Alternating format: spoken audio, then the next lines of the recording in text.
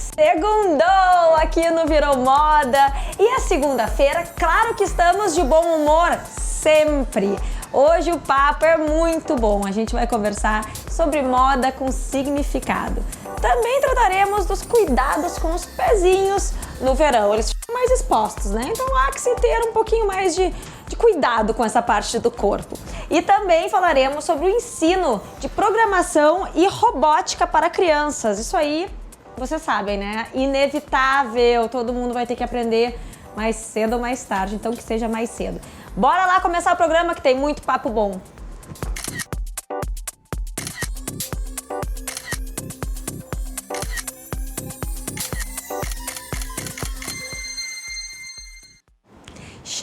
Chegando, Frozen 2 já estreou nos Estados Unidos e é claro que bateu um novo recorde. Após assumir o posto de melhor lançamento dentre os filmes de animação, a produção assumiu a cobiçada posição de filme mais assistido durante o feriado de Ação de Graças, faturando mais de 123 milhões de dólares nos cinemas. Em apenas 12 dias, o filme já arrecadou 739 milhões de dólares ao redor do mundo. A animação chega ao Brasil no dia 2 de janeiro do próximo ano. Quem é que não está louco para conferir as novas aventuras da Elsa e sua irmã, hein?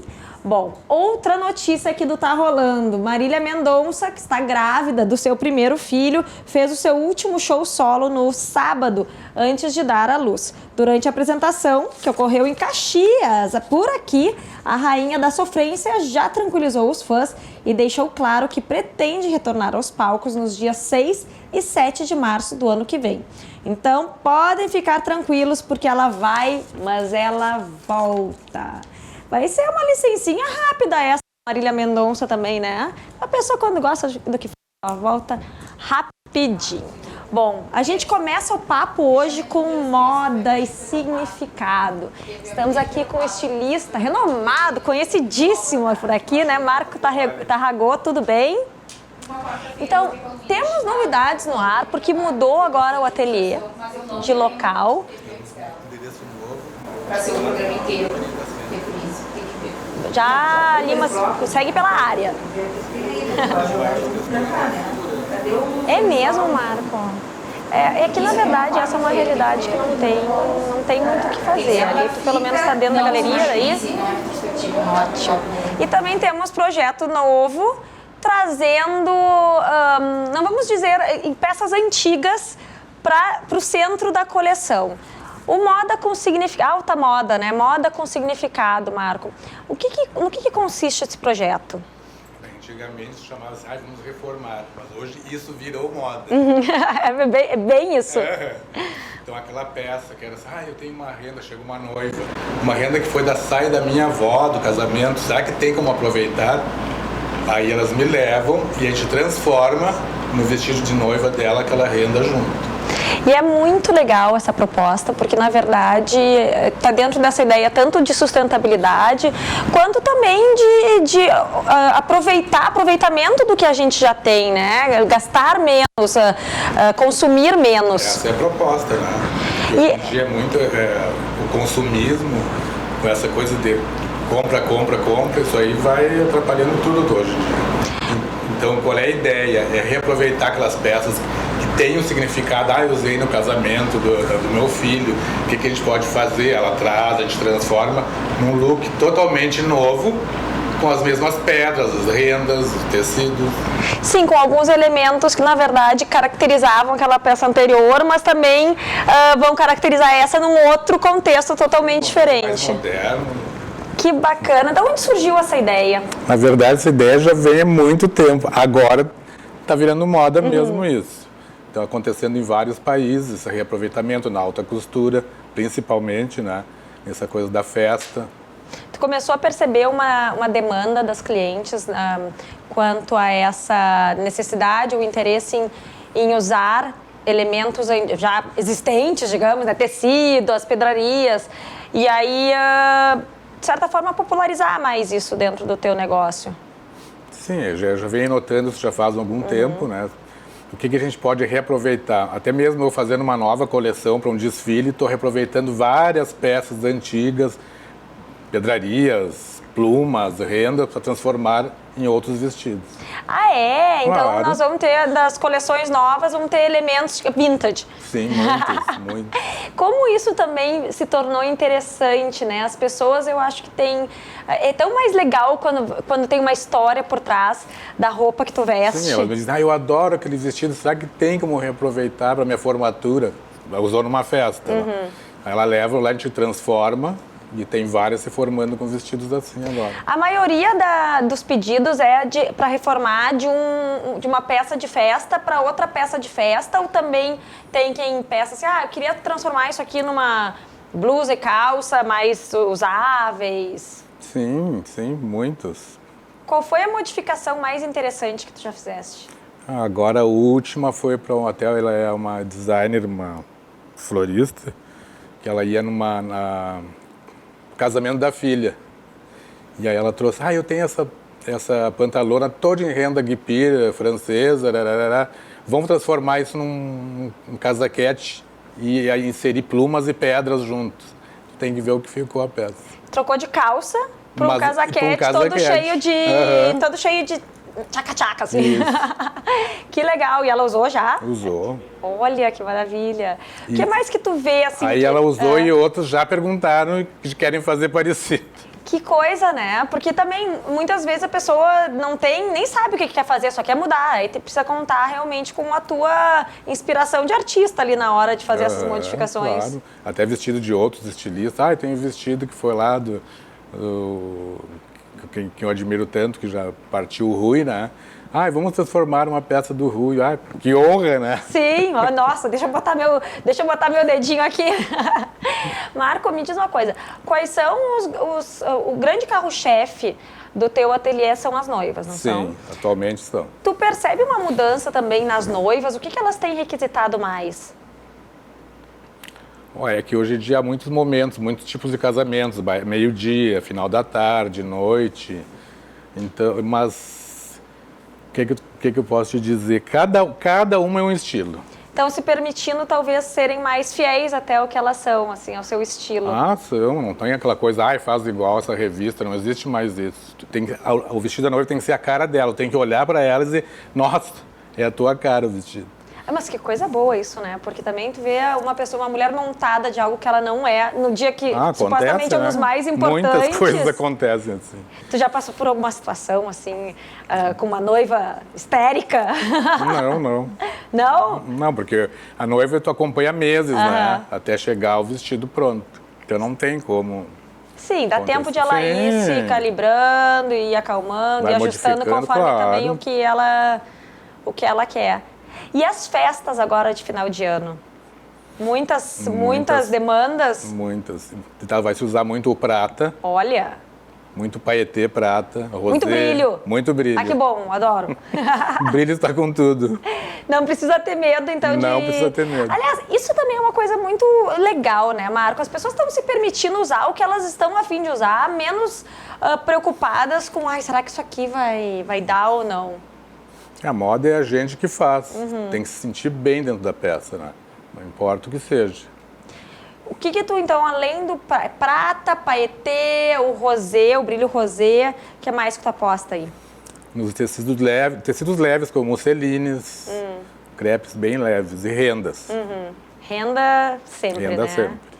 E pro inverno, tem algo já despontando? Aí vai ter umas novidades que a gente vai lançar no ateliê, mas ainda não posso falar. Aí É no próximo desfile. Tem que ir lá visitar o ateliê, conhecer a casa nova, já dar uma olhadinha. Quando é que é o lançamento da próxima coleção? Só em abril agora. Deixar passar o verão e daí chegar com tudo quentinho pro inverno. Sensacional. As festas de 15, Marco. As meninas estão, as super festas, né, cheias de elementos, meninas fazem performance. Como é que é hoje a roupa da menina de 15 anos? É super produção agora, né? Até eu fiz agora o último, 15 anos foi de umas gêmeas. Foi muito interessante. Que bom que já fez dois vestidos. Foi muito legal. E elas já têm hoje em dia essa ideia, sabe, formada do que elas querem, não é que nem antigamente, que não sabiam, a mãe tinha que decidir tudo. Elas já vêm com as suas ideias, a gente une as ideias e ali saem os vestidos. Olha só. Bom, o Marco Tarragó tá com casa nova e lançando essas super possibilidades que, na verdade, é como tu falaste, né? Já existia, mas agora dentro do contexto de um projeto que é a alta moda, realmente possibilitando transformar algumas peças, elementos em novas roupas, né? Atualizadas, enfim, com uma pegada mais moderna. Sim, aquela peça que tu ama, que está no guarda-roupa, não vou usar nunca mais. Pode, agora pode, vamos transformar. Vamos fazer acontecer, afinal de contas, o negócio é aproveitar. Super obrigada aqui pela tua presença. Ana. Sucesso lá no Ateliê Novo agora, né? Que tu fique bem seguro por lá. A gente vai pro intervalo e volta daqui a pouquinho, não sai daí.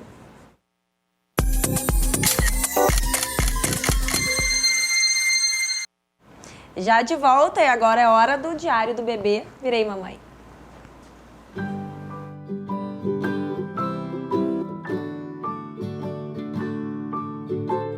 Pegar o que da mãe? O que tu quer pegar da mãe? O que tu quer pegar da mãe? Ei? O que tu quer pegar da mamãe? O que tu quer da mamãe? Ei, olha pra lá.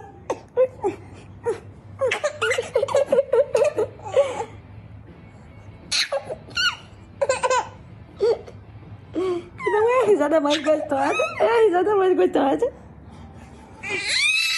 Que isso? É a coisa mais fofa, né? Eu considero isso um serviço de utilidade pública porque não tem quem fique de mau humor ouvindo uma criança e um bebezinho gargalhar. É ou não é, né? Então, todo mundo ficou feliz agora. Bom, o papo é sobre pezinhos e alguns cuidados especiais que a gente pode adotar no verão para deixá-los mais bonitos, né? Até porque tem gente que não curte muito essa parte do corpo, então vamos ver o que a gente pode fazer para melhorar. Estou aqui com a Fernanda Nobre, que é professora do Senac no curso técnico em podologia. Isso, Fernanda, tudo bem? Tudo ótimo. Então, Fernanda, chega o verão, todo mundo com o pé mais exposto, né? Aquele pé que ficou lá embaixo da meia o inverno inteiro, ninguém deu muita bola. Verdade. E aí tem uma série também de elementos que acabam deixando, agredindo mais o pé. É calçada quente, é ressecamento de cloro, sal do mar. O que a gente deve cuidar? O que é possível fazer ainda para deixar o nosso pezinho assim mais convidativo? Então, em primeiro lugar, a gente precisa manter sempre o pé bem hidratado, né? Porque a gente, nesse momento do ano, a gente está em uma temperatura mais elevada, então o verão ele vem com tudo e a gente acaba esquecendo um pouquinho dos pés. É muito importante que a gente hidrate, é muito importante que a gente passe protetor solar, porque também o protetor a gente acaba esquecendo de passar. A gente cuida do rosto, cuida do corpo e acaba esquecendo. Se a pessoa passa o creme até aqui assim e esquece o pezinho. Resto. Então é importante que a gente passe protetor solar também. Outros cuidados importantes é a ingestão de água, claro, para ajudar na hidratação.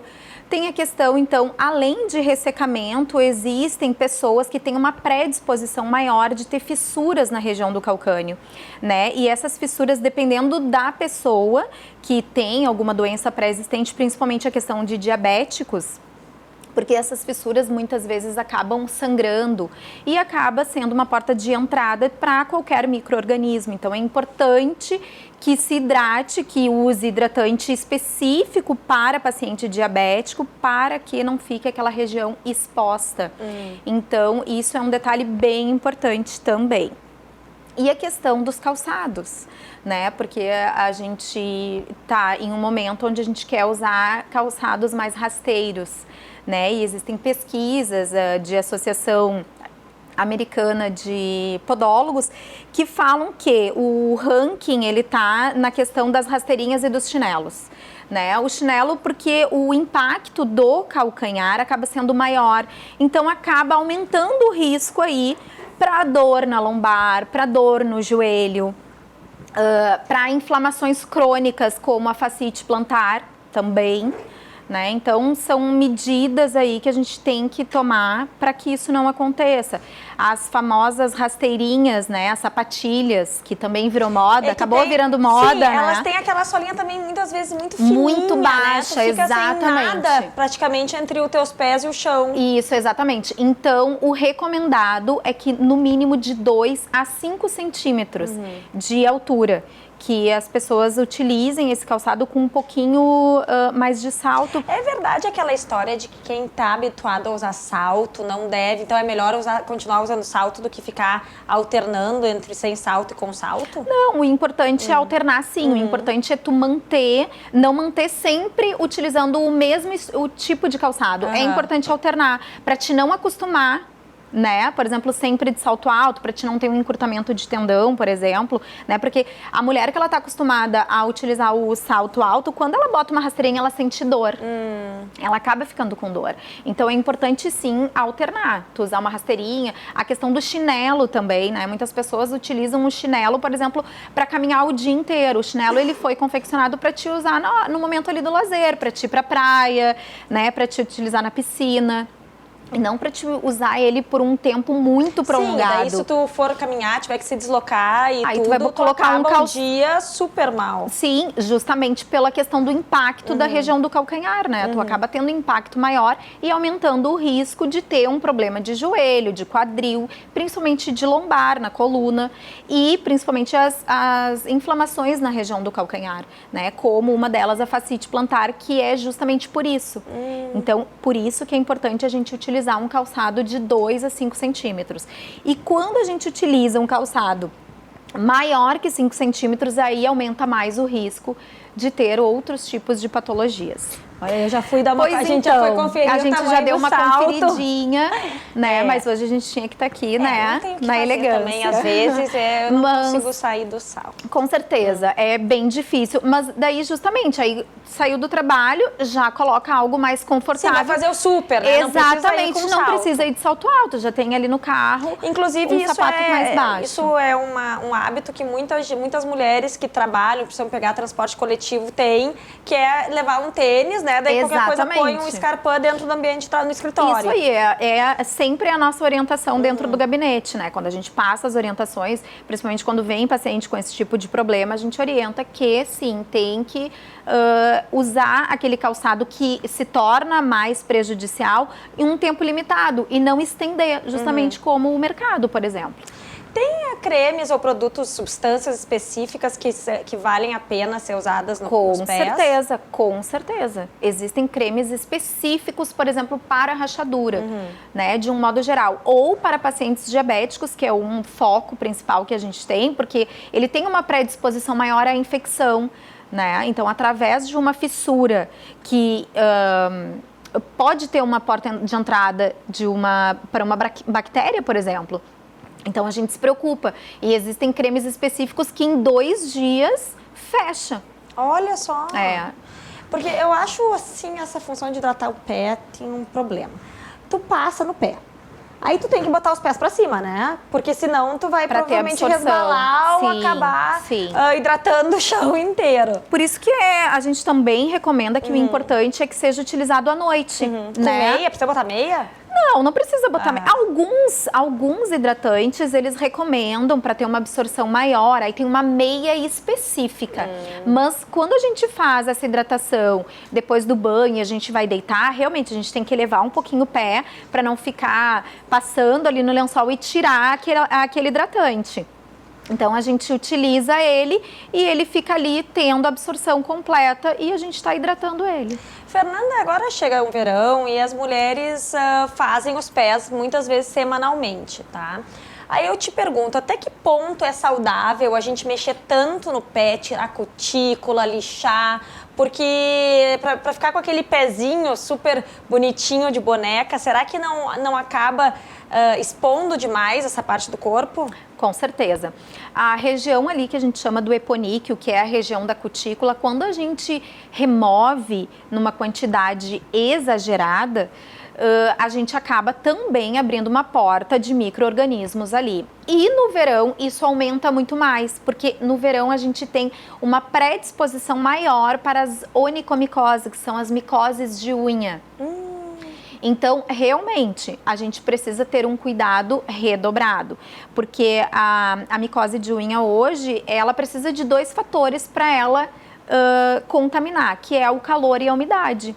E é a dupla perfeita para agora, para essa época do ano, né? Então, o cuidado, ele precisa ser redobrado. E sim, a gente precisa remover o essencial, não tirar demais para a gente não ter esse tipo de contaminação. Qual é a periodicidade recomendada Para fazer PES? Para fazer a podologia, a gente indica, depende muito do paciente, tá? Mas é mensal, uma vez por mês. Daí tá ok, dá aquela ajeitadinha no que precisa ser feito. Isso, e na podologia a gente tem instrumentais específicos para fazer a remoção do eponíqueo ali da cutícula, né? Diferente do embelezamento lá da manicure, que ela afasta de uma maneira, às vezes, com o instrumental mais agressivo, empurrando tudo, porque realmente, no momento do embelezamento, a mulherada quer tirar tudo, né? Sim, quer tirar tudo e muitas não vezes quer deixar tu nem nada. sabe com quem tu tá fazendo, enfim, exatamente.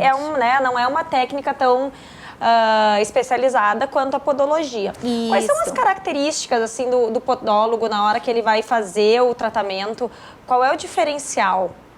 Para a onicomicose, para a micose, quais são as características que a gente observa, isso também é importante para a gente chamar a atenção dessas pessoas, desses pacientes, no caso, são uma coloração amarelada, tá? Ela tem uma coloração amarelada, ela tem geralmente um descolamento. Se a gente pegar qualquer instrumental e passar ali por baixo, a gente vê que ela não está aderida à unha, ela está completamente descolada. E ela tem uma maceração muito grande por baixo e ela também tem odor.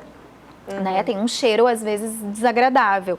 Mas, lembrando que são umas características que supõem uma possível onicomicose, porque hoje o podólogo ele não tem competência para fazer diagnóstico, né? Mas ele pode sim, através das características, orientar para que essa pessoa ou o paciente que esteja sendo atendido procure um dermatologista para fazer um exame micológico, que é um exame específico. Porque existem muitas doenças de unha. Vai ter que fazer um tratamento. Exatamente, para iniciar um tratamento. Porque existem muitas doenças de unha que são confundidas. Então, muitas vezes acontece do paciente chegar lá e dizer que está tratando uma onicomicose por 6 meses e que não melhorou. E aí sim a gente então entra com a questão do exame micológico para realmente ter esse diagnóstico diferencial. Olha aí, né? PES tem tantas coisas, tem tantos detalhes, cuidados, né? detalhes pra gente falar dos pés. E é engraçado porque o pé, assim, é amor e ódio. Tem gente que acha horrível o pé e tem gente que tem até apaixonado por pé, né? Apaixonado, é verdade. Bom, além disso, o que agora, assim, pro verão? Tu acha que tem algum outro tipo de, além do protetor solar, da hidratação, algum outro tipo de tratamento que precisa ser observado? Não pisar em asfalto quente. Isso, eu acho que é questão de não andar descalço, né? Isso é muito importante. Agora começa a época de praia, a época de piscina. Então, como a gente falou da questão da micose, região onde tem umidade, onde tem calor, por exemplo, em vestiários. Então, sempre é importante usar um chinelo para não colocar o pé direto ali, porque são regiões que podem ter contaminação. Ah, também tem isso, né? Também nos lugares, nessas áreas comuns, a pessoa tem que cuidar para não ficar circulando com o pé descalço e possibilitando ali a entrada desses micro-organismos. Isso aí. Olha só, viu? Então sempre é recomendável levar um chinelinho também, se for viajar. Quando for pra academia também, né? Sempre levar um chinelinho. Isso todo mundo tem um monte de chinelinho em casa, né? Aproveita e já põe um em cada bolsa. Já deixa ali na mochila da academia e que não esquece. Daí o risco realmente diminui. Com certeza. Fernanda, muito obrigada pelas tuas dicas aqui. Agradeço. Todo mundo de olho nos seus pés, tá? Pra sair arrasando com o pé bem saudável nesse verão. Bom, a gente vai pro intervalo e já volta. Não sai daí.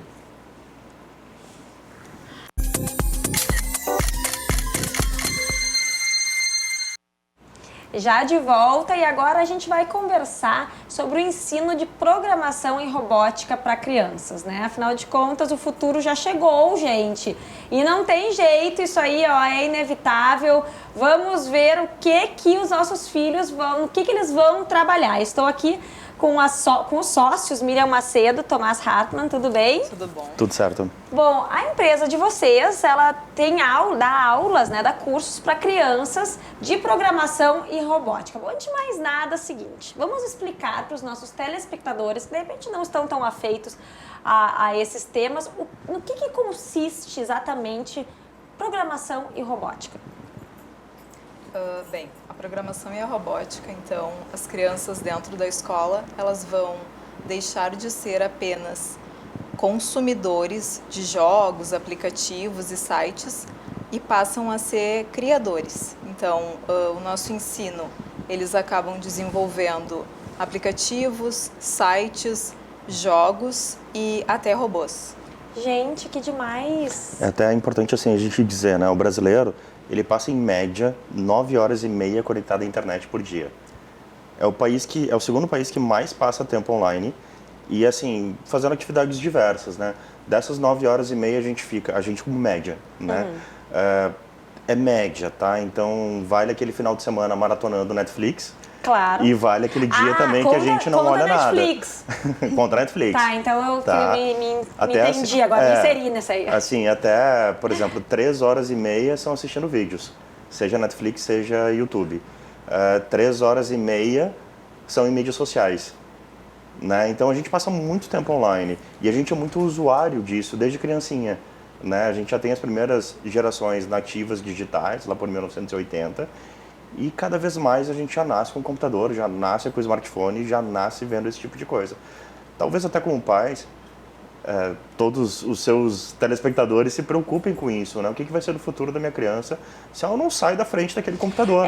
E na verdade é interessante porque essa geração de pais também não sabe muito bem o que fazer. Ninguém está pronto para saber lidar. Será que a gente está fazendo certo? Será que não? E o que eu achei muito interessante da proposta de vocês, sobre a qual vocês vão falar, é exatamente isso. Tu consegue virar o jogo, digamos assim, né? Ao invés de ser só passivo, a criança passa por uma posição ativa frente aos computadores. É verdade. E até assim, a gente pode olhar isso sempre sobre eu costumo olhar sobre 2 aspectos, né? Duas lentes, digamos assim. A primeira lente é aquela negativa, aquela pessimista, né? Tem um estudo do ano passado, por exemplo, da UNB, que diz que 54% dos empregos formais do Brasil vão desaparecer até 2026 em função de programação e robótica, por serem substituídos por programas de computador ou por robôs. 54%. Só que se a gente olhar para o lado positivo, semana passada até conversamos com uma empresa de Porto Alegre, por exemplo, que olha o que aconteceu. Essa empresa desenvolve softwares, ela tem 90 vagas em aberto e ela está pagando R$ 2.500 por alguém que indique o programador. Que indique? Só indique. Porque ela não consegue no mercado.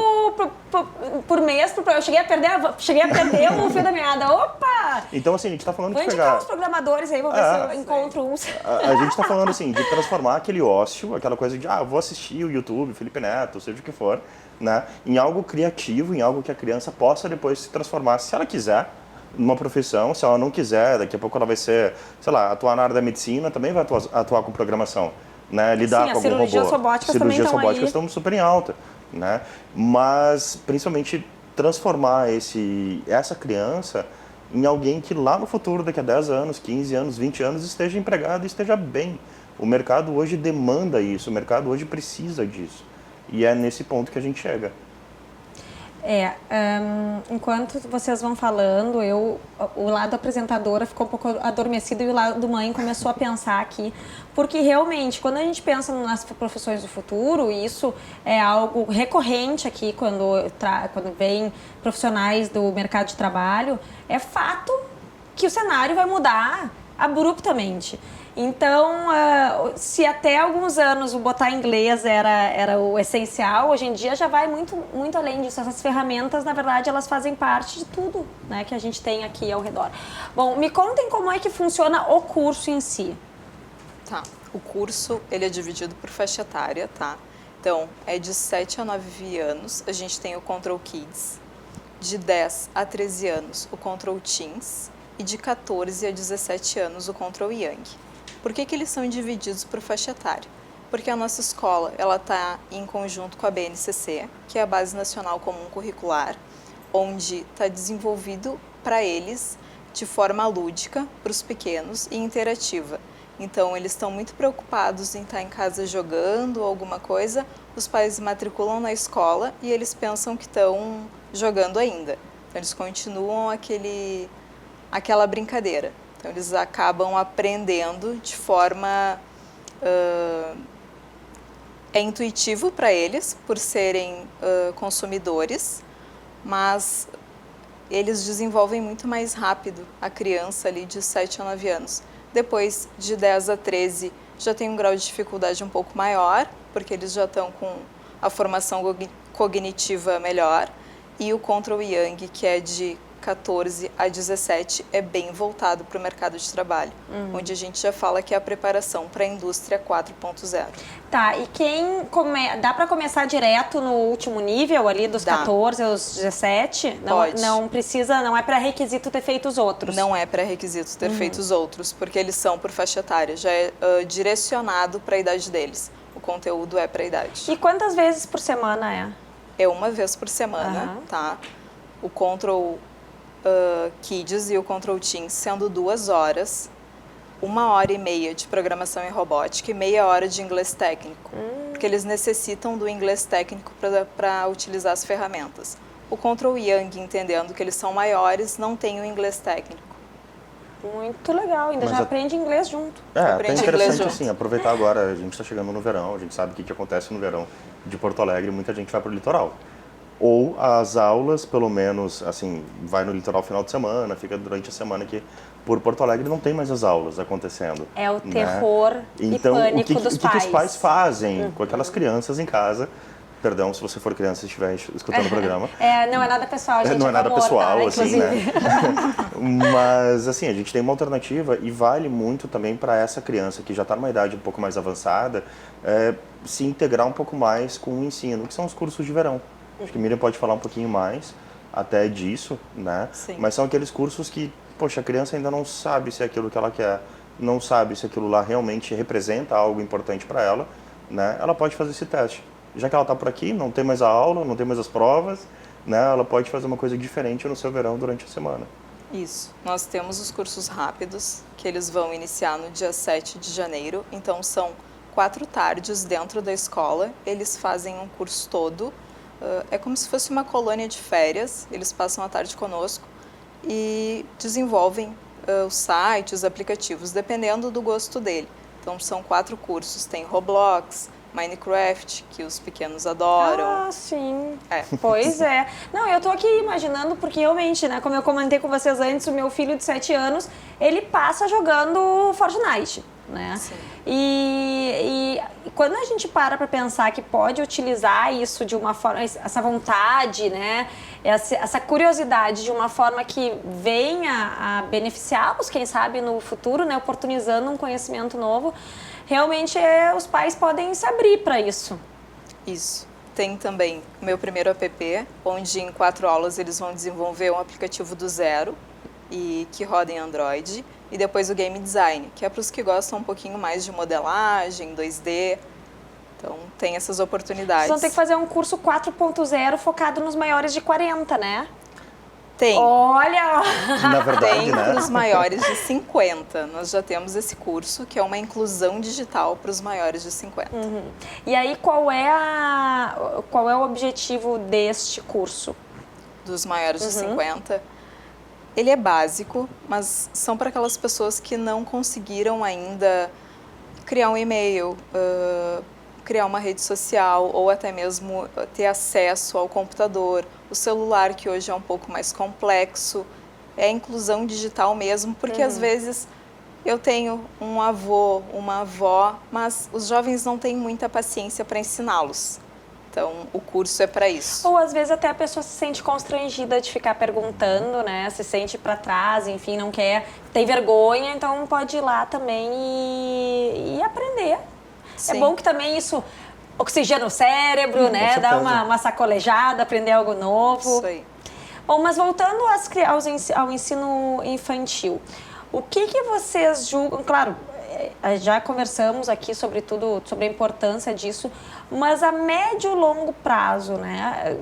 Qual é o número de pessoas que vai ter que ter acesso a essa educação, a esse tipo de conhecimento, para suprir a demanda do mercado? Vocês têm alguma noção disso? Olha, posso dizer assim, todos os setores estão sendo transformados. Né? Por exemplo, você entrevistou uma pessoa sobre moda e sobre sustentabilidade no primeiro bloco do programa. Uns 3 anos atrás, um rapaz mexicano de menos de 18 anos desenvolveu um sutiã que detecta câncer de mama.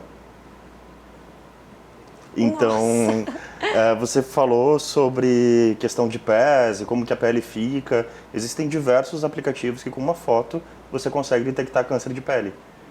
Então, até onde vai isso? Eu diria que todas as profissões vão acabar sendo premiadas de alguma forma por tecnologia. Existem alguns estudos que mostram assim, vamos lá, uma profissão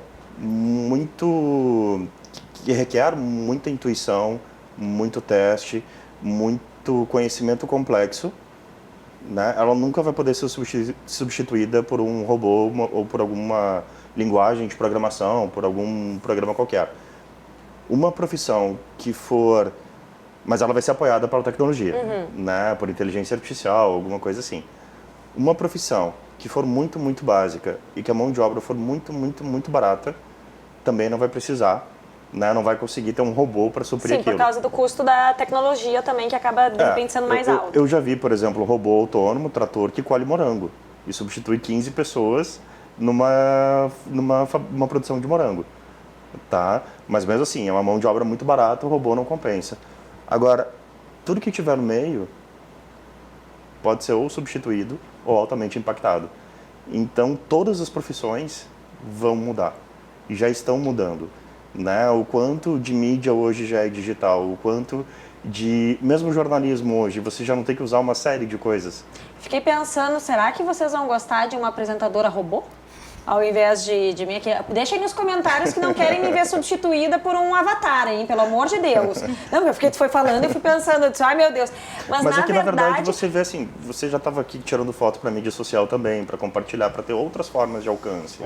Né? A própria tecnologia da câmera já tem uma série de coisas, o software que é editado. Né? Então, de qualquer forma, a tecnologia ela já vai premiando a nossa vida. É que ela tá por baixo, né, enraizada, na verdade, em tudo no nosso dia a dia.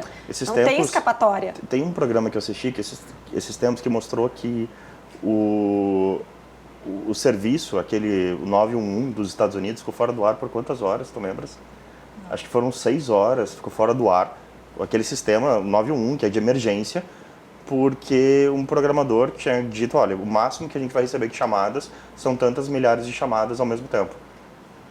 E aconteceu alguma coisa qualquer nos Estados Unidos, que aquele número de chamadas suplantou o máximo que o programador tinha dito. E o sistema pifou. Ficou acho que 6 horas fora do ar, um sistema de emergência de saúde, porque um programador não conheceu a realidade daquele ambiente. Então, assim, olha o quanto da nossa vida já depende disso. O que vocês percebem? Vocês estão desde junho, né, no mercado, ainda em soft opening, dá para dizer assim, Isso. com a previsão de realmente aí escancarar as portas para o mercado em março. Mas do que já está em andamento, o que vocês percebem dos alunos de vocês? Em que sentido? Não, assim, a próprio perfil das crianças hoje que se interessam, são os pais que mandam, são as crianças que buscam. Como é que é o aluno hoje nessa área? Muitas vezes os pais estão buscando justamente, tentando nessa questão, meu filho não sai da frente do computador, meu filho fica jogando muito tempo, eu já tirei ele do videogame, então eu encontrei essa escola. Então eles vão lá, primeiro questionamento do pai, vocês ensinam meu filho a jogar? Não, nós não ensinamos a jogar. Nós podemos até ensinar a fazer jogos. É exatamente essa a proposta. Nós ensinamos ele a fazer jogos, mas ele não... Então ele deixa esse tempo todo que ele acaba demandando, jogando, ele acaba criando e fazendo algo produtivo. Mas também tem muitos alunos que nos procuram.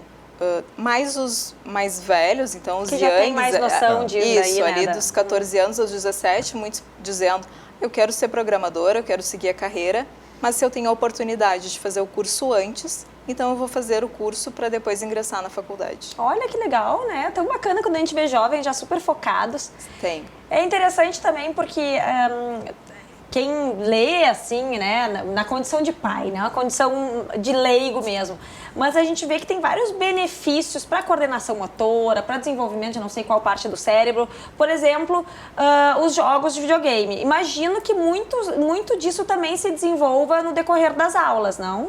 Sim. Sim, tem estudos também que apontam que eles tiram notas melhores na escola porque a programação e a robótica desenvolve raciocínio lógico. Olha que legal! Os que têm mais afinidades com as exatas, sendo matemática, física, eles se dão um pouco melhor, mas o raciocínio lógico em geral é melhor desenvolvido durante as aulas. Muito bacana. Isso sem contar, claro, que dá pra botar seu filho lá e aí depois usar ele, assim, tipo, pra fazer um aplicativo para o teu negócio, né? Olha só. Fazer virar moda. Virar moda. Não, porque, na verdade, aplicativos hoje em dia tem espaço pra muita coisa, né? Quando a gente imagina que não tinha iPhone há 10 anos atrás. Não tinha? É 2007 o iPhone, é quase... 2000. Não, mas eu fiquei pensando, eu nem me lembro mais da vida sem o iPhone e a gente vai parar pra pensar que o celular, na verdade, também é super recente. Eu né? acho que assim, tem um caso que a gente pode usar para mostrar muito bem qual é o impacto que a tecnologia tem em qualquer setor. O setor bancário é um setor que passou por muita transformação nos últimos anos. Lá por 2014, uma pesquisa feita nos Estados Unidos mostrou que o jovem preferia, vamos lá, de cada 10 jovens, 7 preferiam ir ao dentista do que ir ao banco. Tá? E olha que eu não acho tão legal assim ao dentista, né? Ai, acredito, eu detesto no banco. Né?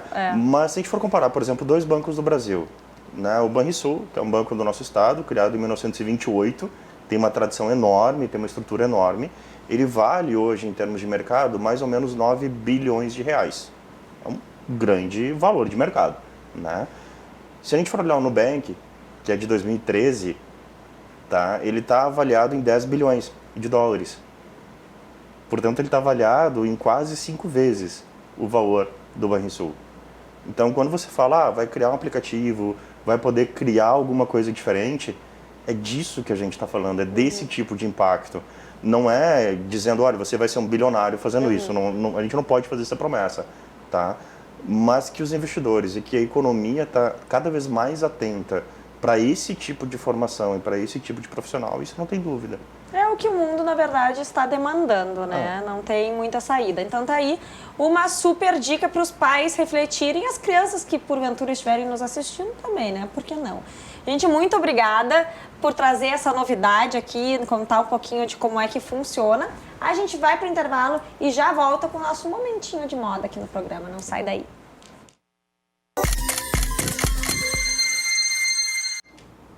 Já de volta, e agora a nossa horinha de moda por aqui. Vamos começar pelo look do dia. Hoje não sei o que me deu, eu estou de vermelho tomate. Estou me sentindo uma tomatina, né? Até porque nos pés, inclusive, confiram, ó que sapato lindo. Esse a produção deve ter adorado.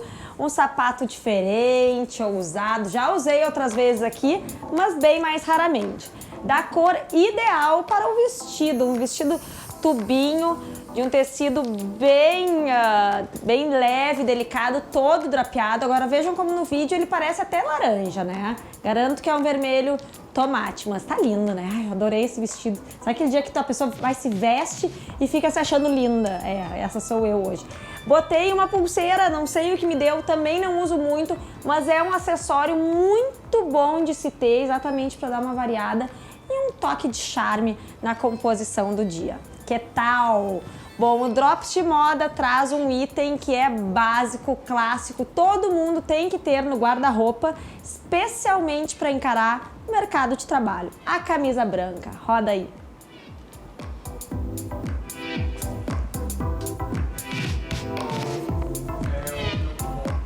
Ótimo.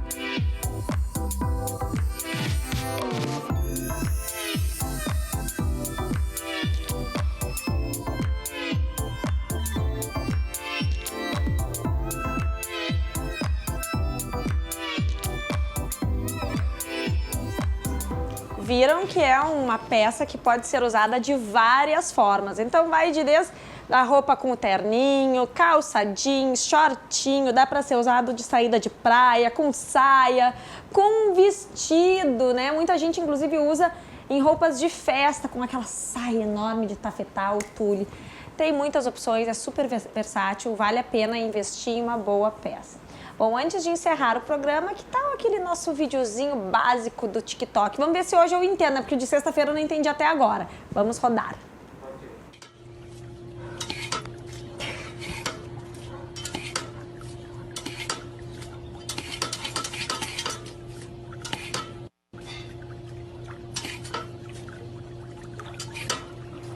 Ai, adorei esse! Eu gosto desses mais fofinhos, ó. Aquele do pessoal se sacaneando, eu às vezes fico meio, né, chateada. Bom, então a gente acaba com esse cãozinho fofo que já sabe tomar água no bebedouro. A gente fica por aqui, amanhã estamos de volta no mesmo horário. Agora vocês fiquem com o feed do Capu. Beijo!